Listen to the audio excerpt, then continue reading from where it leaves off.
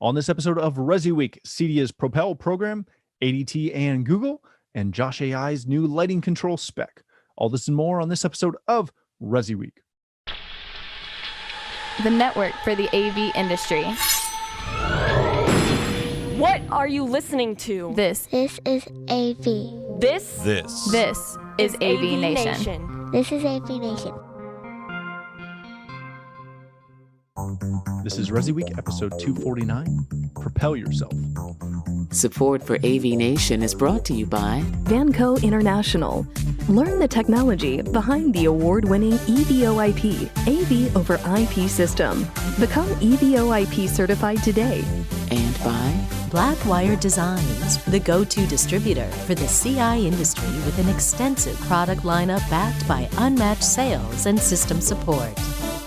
Welcome to this episode of ResiWeek, your weekly roundup of all the latest news and stories for the residential AV industry. I'm your host, Matt D. Scott for AVNation.tv. And this week, pleased to be joined by two of my best friends in the industry. First, we have Mr. Giles Sutton, the SVP of Industry Engagement for CEDIA. How are you, my friend? I'm good, thanks. How are you doing, Matt? I'm doing fantastic. Thank you for being here. Then we have Mr. Jason Knott, the Chief Content Officer at CE Pro. How are you, Jason? I'm great, Matt. Thanks for having me. Thank you both for being here. Gentlemen, I want to kick this off with a story that comes to us from Residential Systems. CEDIA has a brand new program called Propel. It is an affinity program designed to accelerate economic growth and business opportunity. So we're gonna jump into a couple things on this. One, I think this is a really awesome program, and read through this article on Resi Systems about Propel. Essentially what it's going to do is, if you are a CEDIA member, and Giles, correct me if I butcher any of this, but essentially if you're a CEDIA member, you can get access to some products through Amazon as well as a couple other manufacturers where you get a discount. You have an opportunity to get into their dealer things by being a CEDIA member. It's an affinity program. CEDIA is not a distributor and all this other fun stuff. Giles, let me start with you on this. It's a really cool program. It is not a cookie cutter affinity, hey, shop here, save 20%. Like every other membership that almost all of us have in your wallets, whether it's a political party, whether it's CAA or AAA or whatever they call that in the UK. You get savings with those. This is a slightly different program, but it's still just an affinity program. Can you explain to people, first of all, what an affinity program is for anybody who doesn't understand what that is? But then dig into why this is different and really how this is going to help grow business. Yeah, thanks, Matt. I think so. Affinity programs are not uncommon in nonprofits, in member associations, and CEDIA have them in the past as well. I mean, they're typically where the association looks for special kind of exclusive offers or discounts on products to really entice members to join the association or add more value to membership. So the sort of typical affinity program will be, things like mobile phone discounts and credit cards and things like that. And when we were looking at what CEDIA could do, we really felt that we could actually solve some industry problems at the same time as offering some special offers to our members. And really with Propel, we wanted to look at ways in which we can actually bring new brands into the space from the world of IoT, brands that may not necessarily have the pro channel on their radar, who may just have a complete go-to-consumer model, and really show them the value of using a pro, of working with a CEDIA member, and this really being a launch pad for new brands into the space, new and emerging brands. So we're excited with the brands that we have. We've started with Amazon Ring, Immersive Gym, and also Bright. All of them have completely different go-to-market models and work with integrators in different ways. With Amazon and Ring, it's through Amazon Business. With Bright, it's still to a consumer product. And then with Immersive Gym, it's more of a consultative sale with the integrator and design process. So it's kind of addresses a lot of different models. And we thought with this program, there are going to be different models, because it's really us showing the value of our channel to brands that weren't necessarily either considering the channel as an option, or B, have maybe a new focus on the brand, who want to build more awareness with the pro channel. Very good. Jason, one of the things that has come up, if you followed any of this online, has been the behemoth that is Amazon. And there are people that love Amazon. There are people that hate Amazon. There are, dare I say, integrators that will bemoan Amazon online all day long while ordering half of their products from Amazon. What does it mean to the channel to have a partnership with Amazon?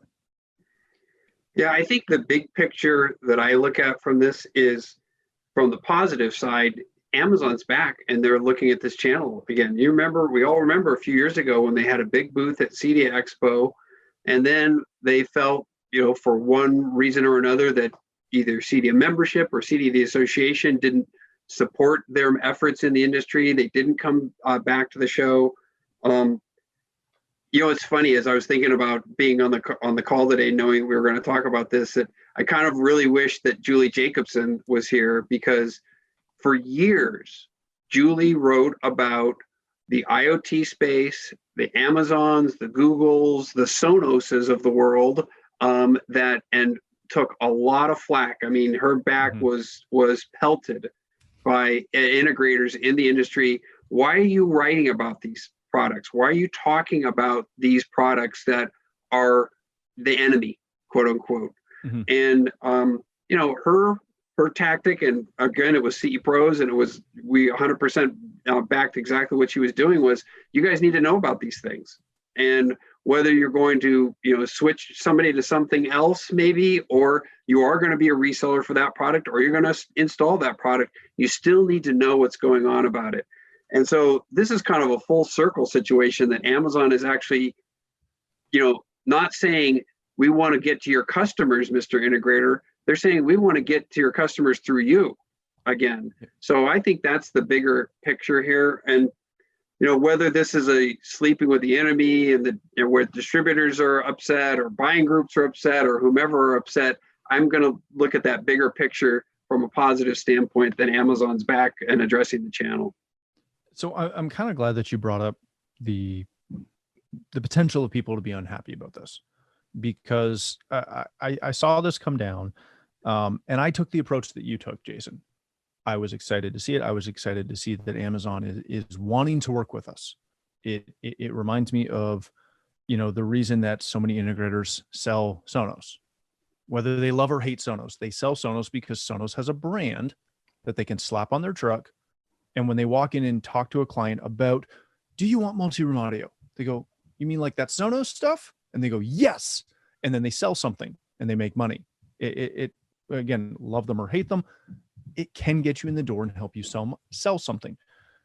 The thing I see with Ring and Amazon is, whether it directly fits your business model or not, being in a partnership with a major brand is good. It helps people.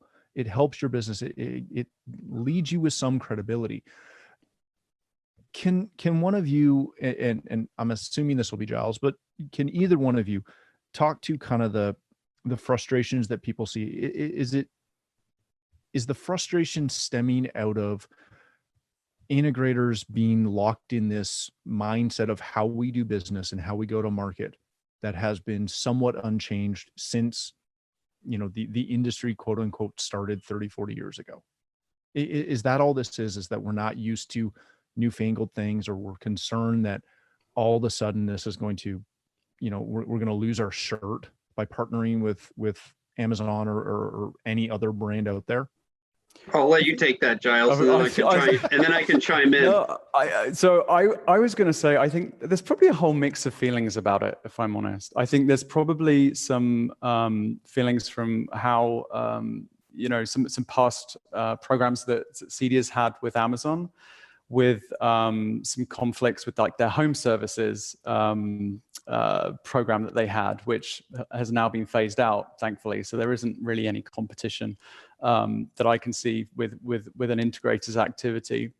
But yeah, I think there's sometimes perhaps a perception that this is going down market, maybe that as well. And actually, I think we all know that actually, as you said, Matt, rightly or wrongly, this is a product that is very well known and is often the first step that a consumer will take to actually building a smart home. They'll go, like everyone will go and buy, an Echo, or will maybe have a Ring doorbell. And actually, these are the products that consumers are using. And we looked at, for example, the CE Pro 100, the recent CE Pro 100 research and the CEDIA size and scope, and right up there, is Ring and Amazon as being the number one voice product and also security products. So it's, these are products that are going into homes that integrators are working on for sure.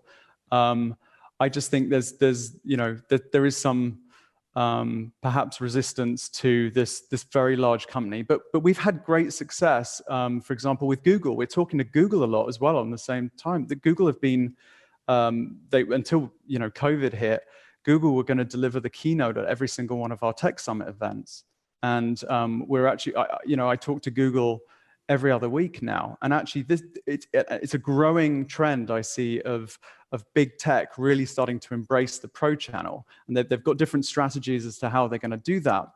But ultimately, I think when we look at Amazon and Ring products, these are products that can be specified amongst a much bigger mix of products that integrators work with. It's not uncommon to see $5 million homes that have Ring doorbells on them and have an Alexa in it, but they may have a very high specification AV system, high quality hi-fi, or there's this. I think I don't see this as low end or high end anymore. I see this as just about a selection of brands that integrators have at their disposal. I don't know what you think, Jason. I think you hit it right on the nail there. I think that people always look at these large companies with some sort of nefarious motive that they might have. And I can remember when Amazon did the home services, talking to them specifically, and they said, it's all about getting people to buy stuff from us. That's what we really are all about, and it really wasn't about making money on the installation or, those things where the integrators make money. So, we know Amazon and Google and Microsoft, these guys are very smart people, and I'm sure they have an end game. But again, I'm not putting on rose-colored glasses, but I'm looking at it from that 30,000-foot view, that they're not bypassing the channel, they're using the channel. I'd also say, I think, when you look at the more sort of traditional brands that have been in the channel, like control system brands, I think we'll all remember when Alexa, when Amazon Echo came out, that actually it was a race from these brands to have that integration. Everyone wanted that integration because people saw the importance of having that. And I think that's the other thing, is that when you're looking at Amazon and Ring, they're also creating a lot of integrations across the market now. With Ring, for example, they have their pro-only product as well. It's not just direct to consumer. They have a whole pro product line as well, and just being careful with trying to create integrations across the industry. So they definitely do have a different approach now. There's people that we know that have been, they're employing people from other CI companies now to be the face of them. And I think that's just how it's changing. They realize that this industry is about people. It's about creating all of these different alliances and having a face. Yeah, very good. All right, gentlemen, let's transition slightly to a story that comes to us from CE Pro. The new Google or ADT plus Google platform is going to hit the market in late 2021, opposed to the original date of 2022. Now, if you don't remember, way back about a year ago, ADT announced that they were going to start a new platform that was co-branded with Google and was going to utilize a bunch of the Google Smart products in the ADT alarm platform to create a ADT plus Google Smart Home. That mouthful aside, very, very cool, very cool thing that they've been working on. And it's more impressive to me that they've been able to speed this up. Jason, I want to start with you on this one. I'm very intrigued with this, especially as somebody who does not, like my personal company, we do not do a lot of alarms. That is not our game at all. We don't really play in it. But this is one of those partnerships that not only surprised me when it was announced, but continues to surprise me with the expediency in which they've been able to start to plan to bring this to market. When you follow this, and I know that you've been following this closely, is this something that your average dealer, your average integrator can leverage, or is this something that's going to still kind of be out there with just the ADT installers and the ADT dealers? Is this going to pull more dealers towards ADT? Well, I liked how you transitioned when you said a slight transition. That was very good, because it's kind of the same thing that we were just talking about in terms of this big brand. And this was a very complicated situation. ADT needed money, 10 months ago to pay down debt, and Google came in with a $450 million investment. So there was a need on the ADT side. And the part of that deal was, helping to put together this platform, pushing through this platform, which, think about, again, big picture here, Jason, not with his rosy colored glasses on, but 30,000 foot view. 39% of all security systems that will be installed this year are going to be, of monitored security systems, by the way, are going to be DIY. And this, the big picture, again, positive out of this is that Google is working with ADT on a professional installation product. It's not a bypass. Now, do we know the end game of Google for, I think, almost anything that they're in? They would like to control the channel. They want to control every element of the channel. They want to control the sales. Think about a lot of the things that happen through Google. They can already control a lot of the sales channel. They want to control, might be their move to control the product portion at some point. And obviously the platform, the everything that's integrating with all the Nest products are going to be integrating here. And then ultimately, I believe that they probably do want to control the monitoring part of this too. The monthly money that's going to be, that they see customers paying them, just like right now they pay central stations. I think Google sees that as an end game where they want to control the channel from end to end. Right now, you see somebody like Vivint doing that, or somebody like ADT's doing that. And one of the key things that was in this agreement that I think was interesting is the CEO of ADT, Jim DeVries, was very, very clear to say how ADT, quote unquote, was retaining control of the product. We were retaining control of the platform. So it was a very complicated deal bent upon the fact that ADT needed the money. And I think they're now going to elevate the platform. And I'm glad to see, again, that here's a big tech company that is working through the channel and not around it at this point.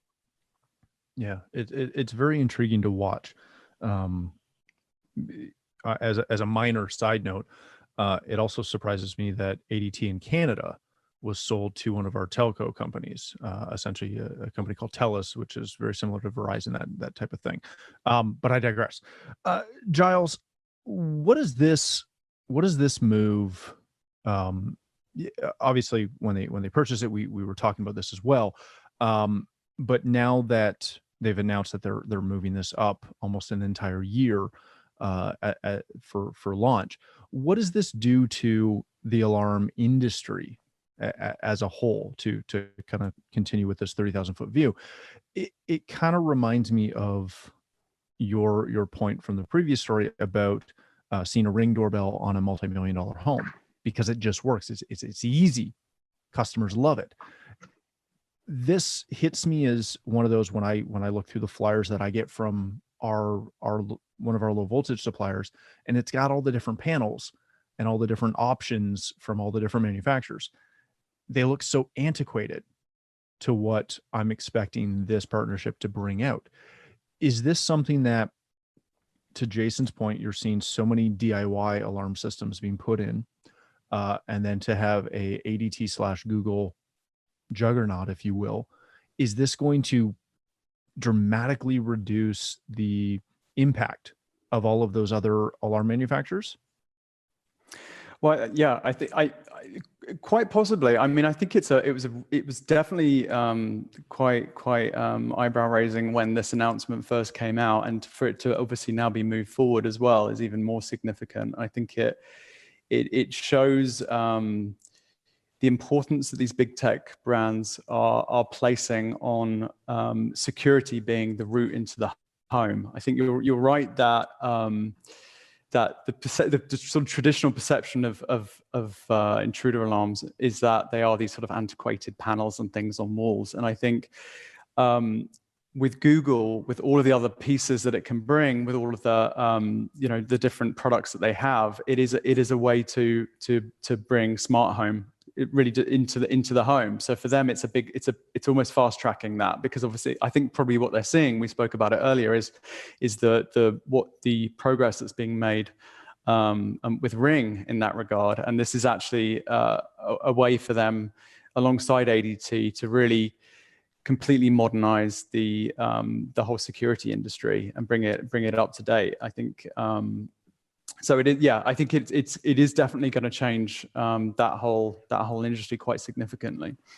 Now, remember, the other thing that's interesting is that ADT also works with Amazon on its Alexa Guard product too. Mm-hmm. So they've got she's going to talk to me now. I shouldn't have said it out loud. Sorry. So they already are working with Amazon, and I see this deal.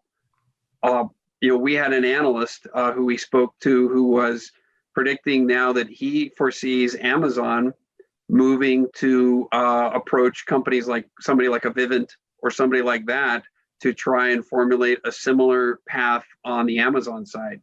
Yeah, it'll be very entertaining to watch, because neither of those companies are going to sit back and let the other get a competitive advantage, if you will.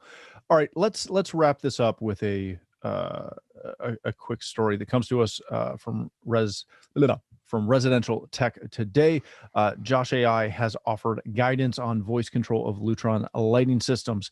What Josh.ai has done is they've put together a white paper that documents the deployment and programming best practices for voice control of Lutron systems. Now, you may sit back and go, well, this doesn't seem that revolutionary. This doesn't seem that newsworthy, but let me correct you. This is one of those things that no matter what voice control option you're using, frustrates users immensely.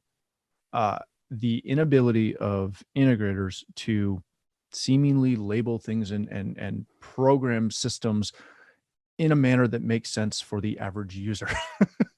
Can't believe we're having to say that, but it's really true. Giles, I want to start with you on this. Again, this seems very simple, but you and I both know that it is anything but. Is this one of those things that was needed to have? Because I know Lutron documents this. I know that they have their own white papers on how to do this, but a lot of that was more, dare I say, kind of designed and programmed and thought out before voice control was such a big portion of it. It was for, how to properly do that within their own system. Is this something where we needed a company like Josh to look at this and say, okay, so here are kind of the standards that need to be done to make it simple to operate a lighting system? Absolutely. I mean, I remember having sort of conversations with people that are not in the industry, but have bought smart home systems and have said to me, "Oh my goodness, I have to tell my blind." I say, switch off Alexa, switch off my blind, or switch on my blind. I mean, it's just so unintuitive. It's like not raise the blind or lower the blind, switch it on or off. That makes that makes complete sense. Of course, I think here we see Josh, which is obviously a voice product that is has such great channel awareness and really understands from deep interactions with the pro integrator community. They know what their customers are asking for, and here we actually have a solution where it's just much more aligned with what the homeowner is likely to say. And that and I think we all will agree there are certain things with the voice products that we've just spoken about where if you don't say it quite right, it can be so frustrating. We have to repeat it maybe 3 or 4 times till you get the phrase just right. Well, we understand tech, all of us on this call. We kind of forgive it if we don't get it right that first or second time. But a homeowner, it becomes incredibly infuriating. And I think that's why it's so important that this had to happen, this natural language commands. And that's something that I know Josh.ai has always prided itself on, is having it being a lot more natural. It doesn't feel like you're talking through a menu system, which some have felt like previously. My takeaway from this, Matt, is it was an interesting comment note in there from Alex Capisalatro that among the primary, if not the primary uses of voice control from a smart home standpoint was for control of lights and shades. So, if integrators don't know what their customers are using the voice control for, this tells you right now it's control of lights and shades is among the primary usage. So you've got to have best practices put in place.